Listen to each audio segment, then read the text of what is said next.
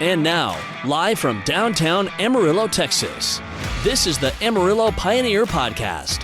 Here's your host and the editor of the Amarillo Pioneer, Thomas Warren. Well, thank you so much for listening to our podcast again this week. And we're excited to be speaking with a candidate running for President of the United States. The candidate joining us today is a Republican candidate, Ryan Binkley. And I think very fittingly, we're speaking with Ryan, and he is one of the few Texans in the presidential race this year. In fact, I think, are you the only Texan running so far? The only Texan announced so far, and I don't know if it'll stay that way or not, but right now that's the case. Well, excellent. Well, we're excited to get to speak with you, and the people who are listening to this, some of them might not be familiar with you, and so if you want to, let's just jump right into it and tell us a little bit about yourself and why you're running. Okay, well, great, Thomas. Well, my name is Ryan Binkley, and I'm married to Ellie Binkley, the love of my life. We've been married for 24 years. We have 5 kids, ages 13 to 23, a couple kids still in college, and a couple kids one's in junior high and the other one's in high school. And we have been in business doing middle market mergers and acquisition services, wealth management, strategic consulting. So now we have a national North American company, 16 offices nationwide. And God's really blessed that business, and we're thankful for that. At the same time, my wife and I, we've been in ministry really most of our married life. So either young adult ministry or in some way. And about 9 years ago, we started a church. And so we're also senior pastors of a church called Create Church right here in Dallas, Texas, actually in Richardson, which is in Dallas County. And so we've been doing both of these things together with family and life. And about 8 years ago, it came in my heart to consider running for office of the presidency. I had a dream about it, and God really spoke to my heart about several things, and that's continued over the years. And so we decided to follow that leading, and we announced on April 25th our announcement here in Dallas, Texas. And so we're on the journey. Excellent. Well, I know that you have a business background. I think, it's highlighted very well on your website, your background. I mean, just going through this, I was reading it before we got on the phone today. For people who aren't familiar with you, I mean, you have worked with Procter & Gamble and companies that people know. And so you have a lot of experience in that business sector. And that's something that's different from a lot of candidates running who, they might have been politicians their whole lives and they don't have a lot of business experience. And so how has that business experience helped inform you on this candidacy, this race for president that you're on now? And what kind of benefit could the American people expect by electing somebody with that kind of experience? Well, thank you for that. What I love is everyone has a different depth of experience throughout their career, whether you be a politician or you be an attorney or in business or in ministry, whatever it may be. I really do feel like, what our country needs right now is some leadership financially, leadership administratively.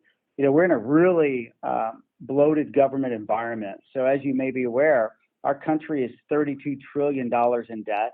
What is this has led to is high inflation. It's led to right now about 8% of our current budget, $700 billion a year billion dollars a year is going out to pay interest on that debt.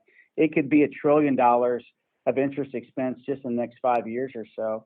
So we're in deep trouble financially. And if we don't figure out as a nation how to put together a balanced budget again, we're going to be in deep trouble, more so than we are in today. We haven't had a balanced budget in over 30 years now. So it's going to take leadership. And I think the type of leadership that we all have in our homes and our businesses all over the nation, just asking the federal government to do what everybody else does. And that's really put together a solid budget, stick to it, and keep it. And I've got a mind for that. I see the importance of it for our children's future. If we do not do something, it's not just going to be about our children or grandchildren. This is going to impact our lifetimes here in the next 5 or 10 years in a significant way. And so I believe that business background can help us do that, figure out how to get agreement is the other part. The budget is nothing that the Republican Party can do on its own. And this is where I think maybe the pastoral leadership side of me or the other segments of being in business is we've got to transcend our party and get some agreement with moderate Democrats as well as independents on how do we live a healthy life in this country? What does it mean for us to provide the needs of Social Security recipients, Medicare, Medicaid, some of those that are in need, still with the ability to strategically invest in our country, at the same time keep it in a place where it's healthy financially. And it's going to take leadership to do that, and that's my plan. Absolutely. Well, I think you touched on this a little bit, but if you were elected president, what are some of the top priorities that you want to tackle from your first day in office? Right. Well, thank you. So there's 4 things that I'm focusing on right away, and they're a little bit different than many of the other Republican candidates that are out there. One, on that issue of a budget, it's not just watch what we spend. I don't think former President Trump, I don't think Governor DeSantis has even mentioned the words balanced budget. As you know, we were $7.5 trillion in debt under President Trump during his tenure. 2.5, $3 trillion happened before COVID. And so that's really, having big debt's always been a part of his businesses and the way he led our country. I'm going to be something totally different than that. The other is in healthcare. I'm really calling for a collection of great leaders in healthcare for us to transform the healthcare industry through competition. We've almost socialized healthcare without intending to. Right now, it is led primarily, by a few major players in every state, and the health care exchanges as well as the providers. And so the patients and are really have been left holding the bag quite a bit. So right now, it's the only thing in America that we've been trained to purchase on a regular basis without asking how much it cost. Routinely, Americans go and visit a doctor, we go visit a clinic, we go visit a hospital, we speak with them about what we need, and they ask for our insurance card. And if we did ask how much it costs, they wouldn't be able to tell us anyway. So we're in an environment where we've let this thing go, and as a result, we are the ones paying the price. I had a friend of mine the other day. His daughter-in-law was having a baby, and had a $12,000 deductible. And that's what has to happen many times in smaller companies because of the leverage, the lack of leverage we have in negotiating. But you have to have higher deductibles because your insurance premiums keep going up so high. And it was about $12,000 to have the baby. And they were like, we can't afford this. And so they said, how much was it if we pay cash? And they got back with them and they said, how about $5,000? And that's what we're seeing. What people with insurance are subsidizing really everybody that doesn't have insurance. And so, and we're actually doing this across the globe now because our drugs that we are paying for from pharmaceutical perspective are multiple times higher than those across Europe and different places. And that's because of our patent laws that we have. So really what we have to do is just kind of revamp things, bring in experts, bring in competition on healthcare exchanges. We need more competitors out there. We need transparency of pricing. We need to be able to say, how much does an MRI cost? At some place it's $4,000. At some place it's $400. We need to know how much it costs. And I think putting patients back in charge of that, letting them compete for our services will bring the prices down, because right now healthcare is eating away the economy. So that's the second thing that I'm really recommending we do, because right now about 30% of our budget is going to Medicare and Medicaid, and it's all related. So it's hard to control a budget when you've got healthcare inflation it has about 40% higher inflation than regular inflation for the last 20 years. So that's a problem. So the other area I'm really talking about is our border. So as you know, here in Texas, we're struggling. We've got a southern border that's really got pockets of availability for anybody to walk through it, all throughout it. And so as with that, we're bringing a lot of crime, human trafficking is a horrible situation today that's 200% and 300% higher than it has been in recent years. And now fentanyl, the drugs that are coming in with the opioid crisis, there's enough fentanyl to kill every American in the United States today. And in fact, it's not getting enough media attention, so I'm glad we're really talking about it. Fentanyl is killing 200 to 300 young people a day. It is the number one killer of people aged 18 to 45, and our politicians are doing nothing about it. Nothing about it. Because the border is a polarized, really political event now, it's left wide open, and our youth are the ones that are suffering. And so this is something that we have to get a hold of and pay attention to and fix immediately. So we have one part of the country that wants a secure border, typically Republicans, and one side of the country that wants some sort of plan for the immigrants that are here. And what I'm recommending is that we can actually have a safe and secure border, and we can have some sort of successful plan for the immigrants that are working here and that should be here. And so I'm recommending for the first time in 50 years, we do what should be done is quit kicking the can down the road. We put together a comprehensive immigration and border plan where we can actually get budgeting to secure the border. President Trump, he had the House and the Senate, but he could not get any funds raised to secure the border. So he tried to get Mexico to pay for it. They declined. And so as a result, it's no permanent changes happened. And so we actually need funding. We need to have an actual border. We actually need to have a wall. We need to have security, and we need to have people. So it's going to take a commitment, a bipartisan commitment to get that done, but we have to do it. We have to do it. It's time to do it. The other area that I really want to focus on a lot is urban renewal. Right now, the Republican Party has a challenge ahead of it in so many ways. President Trump won the election in 2016 by just winning 46% of the vote. So I don't think that can happen again. And the reason is because the fastest growing segments of our society, urban America, and as well as college students as new voters coming in, they are not connecting with the Republican Party. So the Democrats in 2020 won 80% of the college vote approximately, and that went to Joe Biden. So we're not connecting with the next generation. Our message is not resonating with them, and it's not resonating as well with urban America. And it's really hurting us in many ways because we have the best message.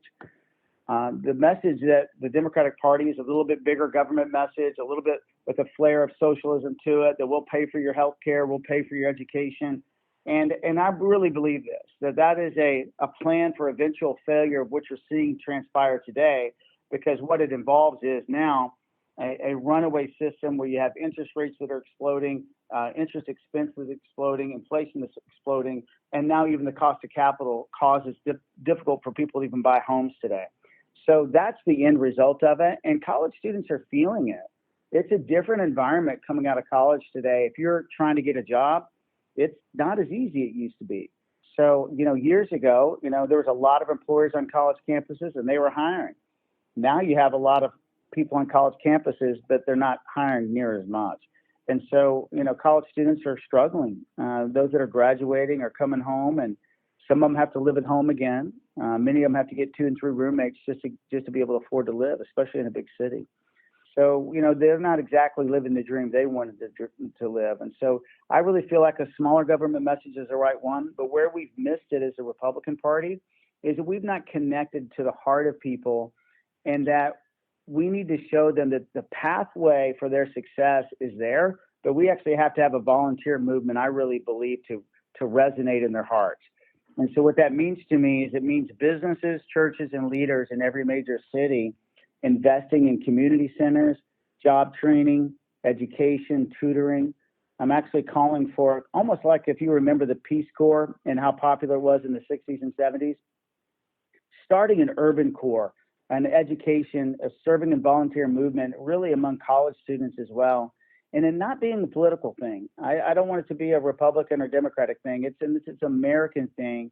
And I'm asking college students to start to give back. I'm telling college students today, why don't we just abandon politics for a moment, but join us in a movement to love our neighbor. If we want to change America, change the culture of our country, we can do that if we change the life of a child. And I believe education is where it starts. As you may know, only about 12% of minorities in urban America are reading at their 8th grade reading levels that they should be at. So it's a tough situation. We've really fallen down in education in America. We're not even in the top 20 for developed countries, and we used to be number 1. So we've got to focus back on getting, I think, politics out of our schools and getting back to reading, math, and science. And really, it's struggling in suburban schools as well. I've spoken with some suburban teachers recently, and they're just telling me they're told just to keep moving kids along.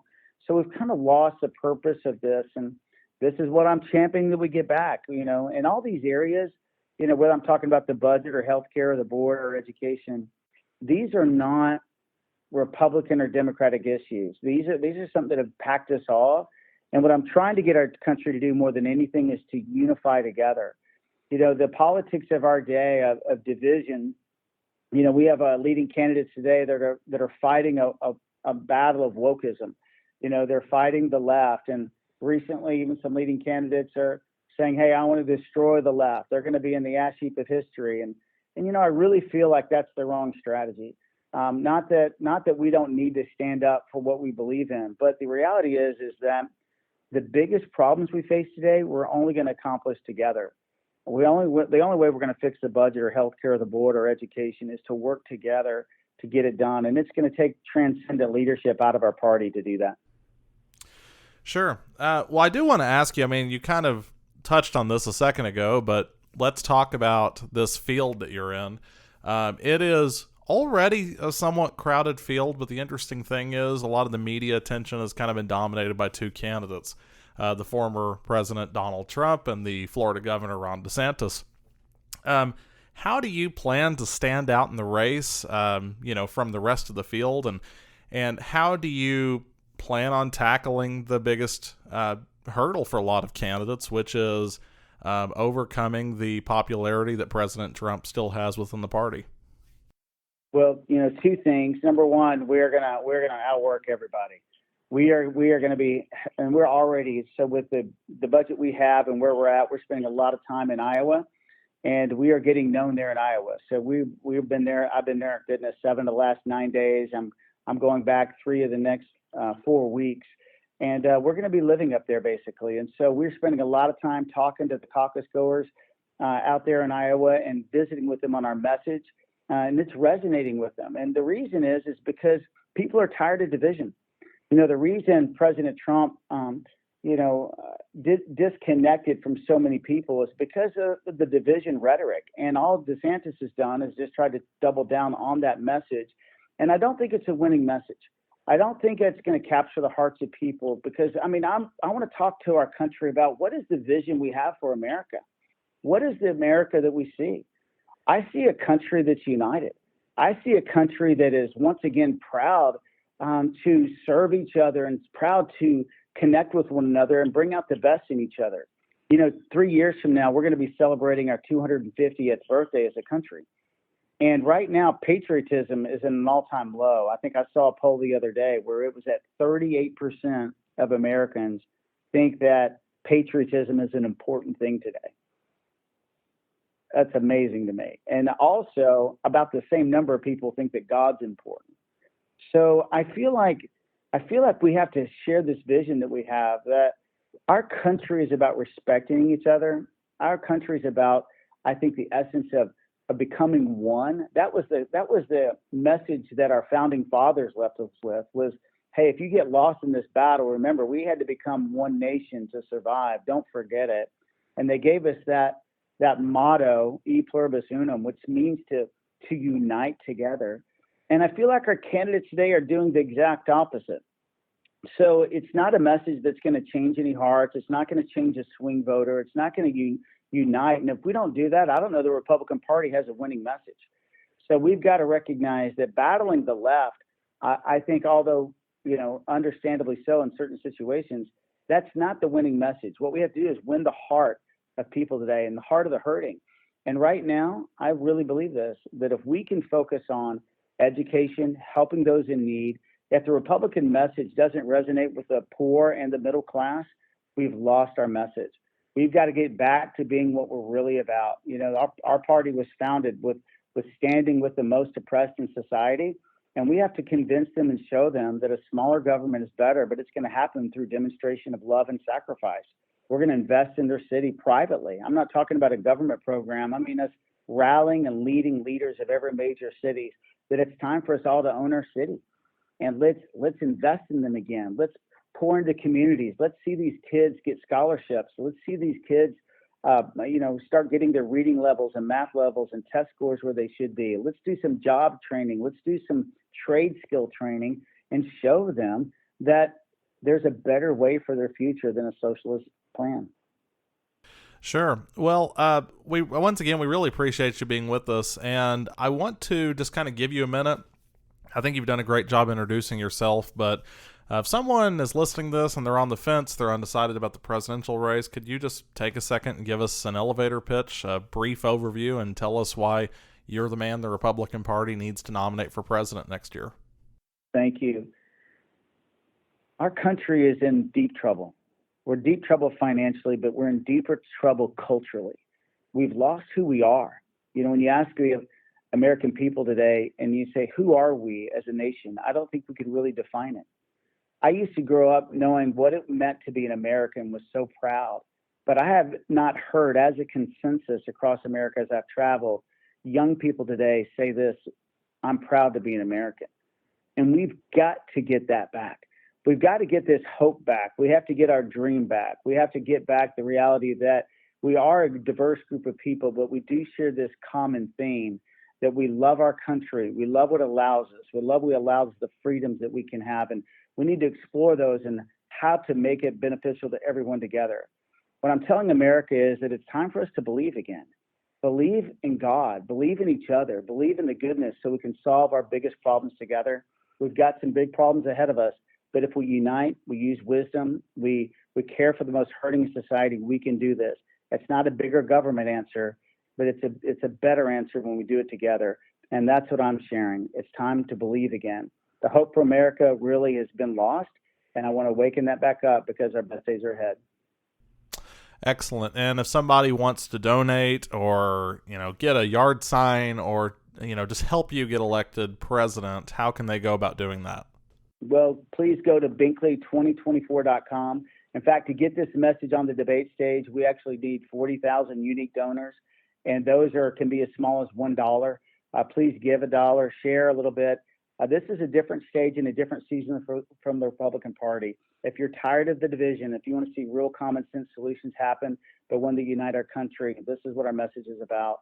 And so please go there, Binkley2024.com. You can donate there. You can request to be a part. And no matter where you are, we'd love to have your help. Well, Ryan Binkley, we really appreciate you joining us and interviewing with us today. We wish you all the best on your campaign, sir, and we look forward to hopefully speaking with you more as the election continues and grows and we get closer to the primaries next year. Thank you, Thomas. Bless you, and I appreciate you. Thank you. Thank you.